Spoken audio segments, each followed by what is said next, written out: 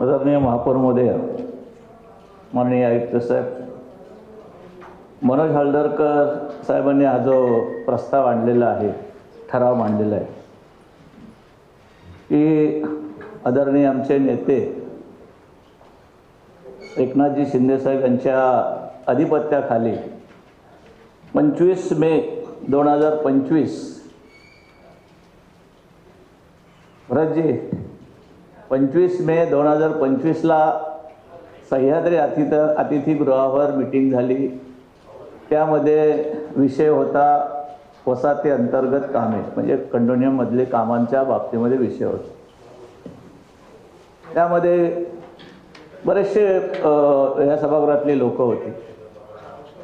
त्या ठिकाणी असं कुठेही ठरलं गेलं नाही की त्या सदनिकाधारकांकडून जे कंडोनियमचे असोसिएशन आहेत त्यांच्याकडून लेखी स्वरूपात घ्यावं. माननीय आयुक्त साहेब, आपण पण त्या ठिकाणी होतात.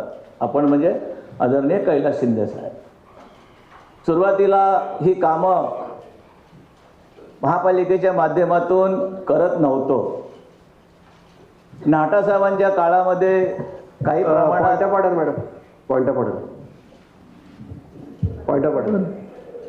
कसं आहे, जरा आता दिशाभूल यांची दिशाभूल करू आपण. महाराष्ट्र शासनाचा जो GR आहे ना 24 नोव्हेंबर 2025ला ते स्पष्ट खाली लिहिलेलं आहे. म्हणजे हे काम केल्यानंतर तदनंतर सदरचा खर्च सदनिकाधारकांकडून घरांचे पुनर्विकास करतेवेळी महानगरपालिकेने वसूल करण्यास या शासन निर्णयाद्वारे मान्यता देण्यात येत आहे. सुशीला पवार, उपसचिव, महाराष्ट्र शासन. देव का GR? मी हे शब्द वापरलेच नाही. ठरलं नव्हतं यांच्या मर्जीने काढला का GR? GR काय स्वतःच्या मर्जीने काढतं का शासन? GR मध्ये आहे ते काय सांगतात तुम्ही ऐकलं नाही? GR मध्ये खोटं आहे का? GR मध्ये आहे. तुमच्या आता बंद करायला काय ठरलं का? महापौर महोदय, हा विषय काय? त्या मीटिंग मध्ये काय झालं करतो अधिकृत ऑर्डर काय? महापौर महोदय, आता काय हळदरकर साहेब, महापौर महोदय, दाखवायला लागतो. त्यांना समज द्या ना थोडीशी. आम्हाला त्या मिळाले नाही, यांना कसे त्या मिळाले? माझा एवढाच प्रश्न आहे. सूचना देसाई साहेब, पर्सनल आहे. महापौर महोदय, पर्सनल आहे, तो पर्सनल आहे. महापौर महोदय, सुरेश पाटलांना थोडी समज द्यावी.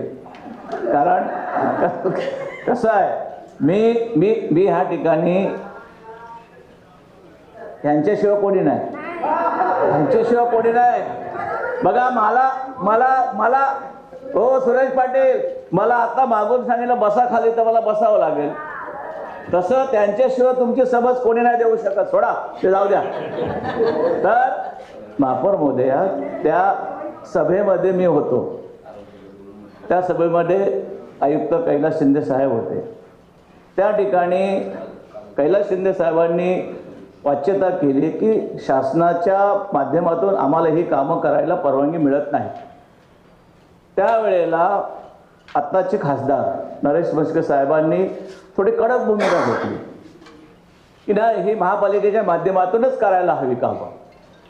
त्यानंतर आदरणीय कैलास शिंदे साहेबांनी सांगितलं की जर असीम गुप्ता साहेबांनी आम्हाला परवानगी दिली तर आम्ही मात्र महापालिकेच्या माध्यमातून कामं करू, अशा प्रकारे लेखी देण्यात येऊ. त्यावेळेला असीम गुप्ता साहेब बोले ठीक है, मैं अभी GR निकाल रहा हूँ.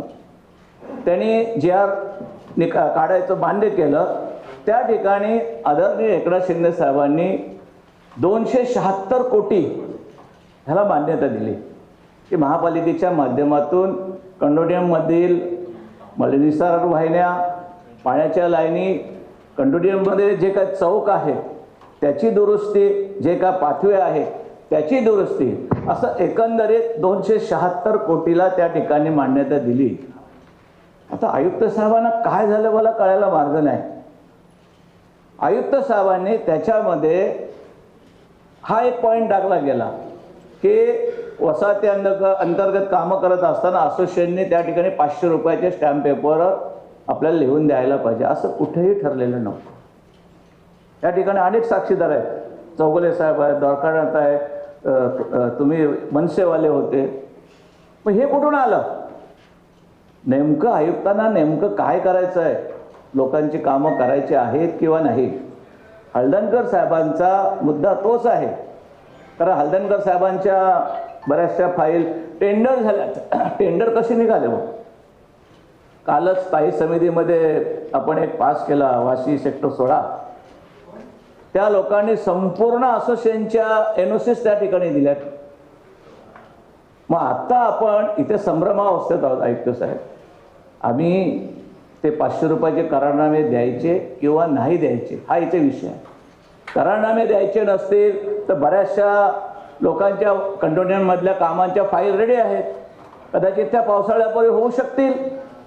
म्हणून कृपया करून आयुक्त साहेब आपली एक ठाम भूमिका काय आहे हे सभागृहाला या ठिकाणी कथन करावं.